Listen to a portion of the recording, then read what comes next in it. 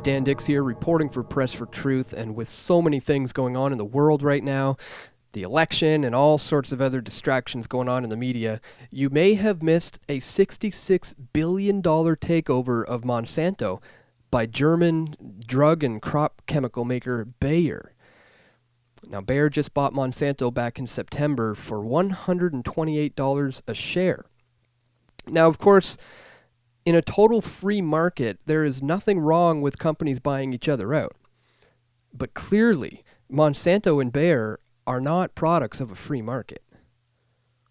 Along with Dow and DuPont, and Agrium and Potash, and also ChemChina and Syngenta, this Bayer-Monsanto merger is really just the latest in a series of agrobusiness consolidations. And really, this is just the concentration of wealth and power into fewer hands. And it's not as a result of consumer preferences, but this is because of state privileges. These are rules and laws that award patents, and they hamper competition through red tape legalese. And meanwhile, small-time farms just completely evaporate, and large-scale farms watch their revenues drop as these buyers consolidate. So the Bayer-Monsanto merger still needs approval from domestic regulators, including those in Canada, but it's very likely that this deal will go through.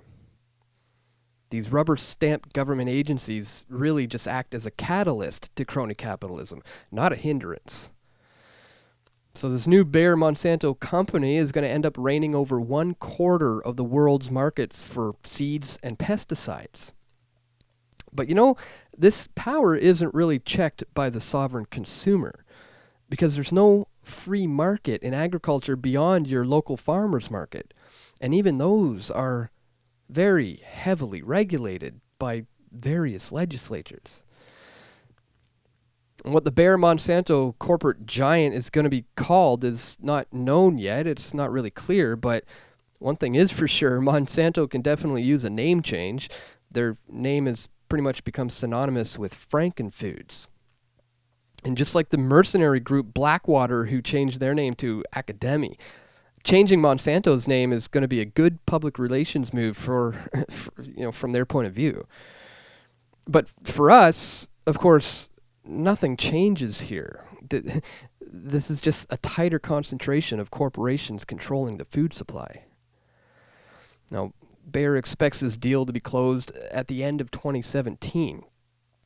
And the Bayer-Monsanto merger has employed financial underwriters like the Bank of America and Merrill Lynch, Credit Suisse, Goldman Sachs, HSBC, and JP Morgan.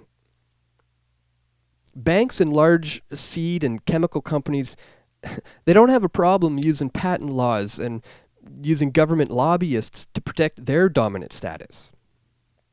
So state regulations in farming or food or banking or medicine, whatever, you name it, it undermines free market competition, and it rewards capital-intensive, large-scale production and companies that don't create a superior product, but they just happen to know all the right people in charge.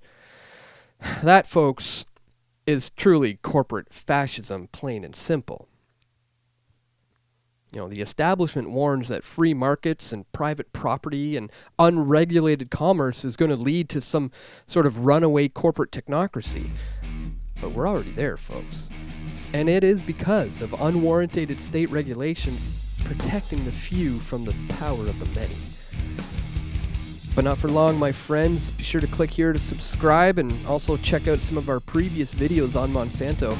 And if you want to support our efforts by donating or joining us as a member, you can check the links in the description below.